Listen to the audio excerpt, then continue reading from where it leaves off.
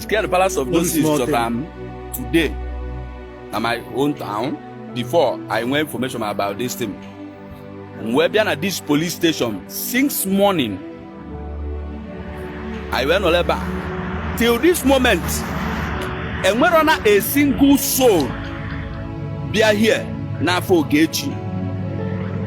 Apart from one you police here now.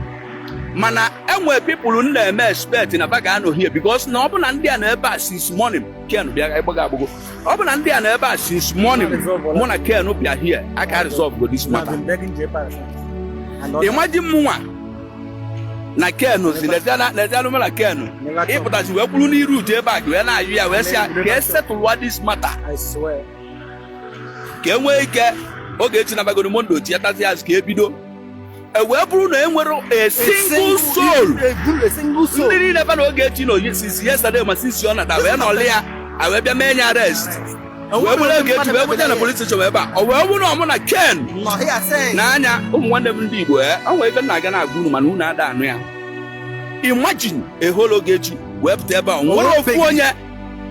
And we're already and I say, come on, so that we put hands together. Why are you online? Because I wouldn't want to get to pass it to the Senegal. I am passing to I wouldn't get to go through that. Why are you online? Those people, and I say, okay, back me up. We haven't seen him in a single soul. And I'm almost 5 hours now. Why are you online something? We are still here 6 o'clock fighting to make sure now resolve this matter. Obro na mano Ogechi atọ go no tell them and involved na nda akọla aba na this thing. Yet obro enwe even GM. Mana enwe ndị akpọ na achọ ready. Mana ọ bụ na onwere a single soul. Now can this Ogechi si America na tawa? Where are they? Where are you people who gwara Ogechi? Unu chani ne dey nonsense yesterday. Where are you people? Unu pota. Now all here since morning one where on unu bo sendelo. Unu ma abia kwuru abia ka mfu na anya maka na na mfu na anya. Imagine mwa it stand against Ogechi. It's support Ogechi against Jpac. Unu ma not very difficult. The only thing I will do is to contribute. Mana ọ bụ na onwere onye na ebe a kita abụ onye na Ogechi na adị mma. Wee na asị, okay, Jpac ngwa ozugbo. Ndị a na-akpọ ozugbo, ndị nke a na-akpọ ozugbo. Mwa nwee ike tie ọnụ wee na-ayọ.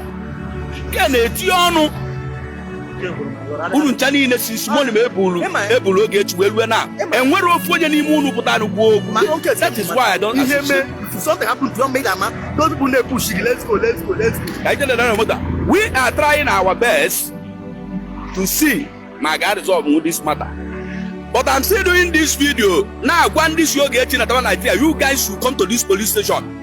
Because Ogechi man no katana tava Nigeria, mo bulu nu na betray o nu betray ya.